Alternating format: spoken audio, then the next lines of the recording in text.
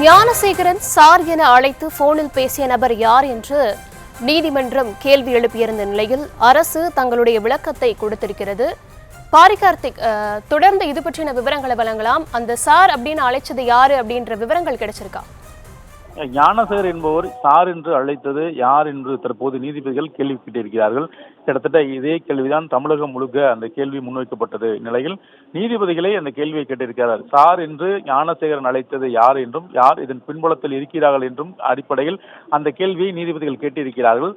இதற்கு பதில் கூறிய தலைமை வழக்கறிஞர், குற்றத்தில் ஈடுபட்டவர்கள் கைது செய்யப்பட்டுள்ளார்கள் என்றும் மற்றொருவர் சம்பந்தப்பட்டுள்ளதாக கூறப்படுவதை பொறுத்தவரும் குற்றவாளியின் போன் அழைப்புகளை தொடர்ச்சியாக சரி பார்த்தபோது அது ஏரோப்ளைன் மோடில் இருந்ததாக தற்போது தெரிவித்திருக்கிறார். மேலும் தனக்கு பின் பெரிய குழு இருக்கிறது என்பதை காட்டுவதற்காக தான் ஞானசேகர் இவ்வாறு செய்திருக்கிறார் என்றும் தெரிவித்திருக்கிறார். இதன் மூலமாக அவர் யாருக்கும் கால் செய்யவில்லை என்ற அடிப்படையில் தான் அந்த பதில் இருக்கிறது.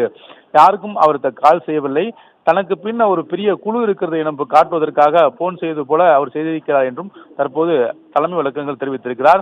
வேறு யாருக்கு தொடர்பு உள்ளது என விசாரணை நடத்தப்பட்டு வருகிறது என்றும் ஏரோப்ளேன் ஆப்ஷனில் இருப்பதால் ஞானசேகரன் தனது செல்போனை வைத்திருந்திருக்கிறார்.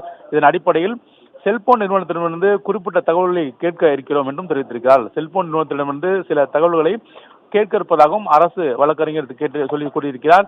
மேலும் காவல்துறை ஆணையர் முதற்கட்ட விசாரணையில் ஒரு குற்றவாளி மட்டுமே இருப்பதாக தெரிவித்தார்.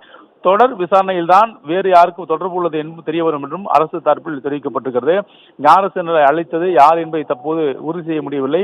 காரணம், ஏரோப்ளேன் மோடில் தான் இருக்கிறார். விசாரணையின் போது அவர் தனக்கு பின்னால் ஒரு பெரிய குழு இருப்பதை போல காட்டிக்கொள்வதற்காக அவ்வாறு பேசியிருக்கிறார் என்றும் தெரிவித்திருக்கிறார். மேலும் தொடர்ச்சியாக காவல் ஆணையர் செய்தியாளர் சந்திப்பை எப்போது நடத்த முடியும் என்றும் இதுவரை நடந்த விசாரணையில் ஒரு குற்றவாளி என தெரிய வந்துள்ளதாக காவல் ஆணையர் தெரிவித்திருக்கிறார்.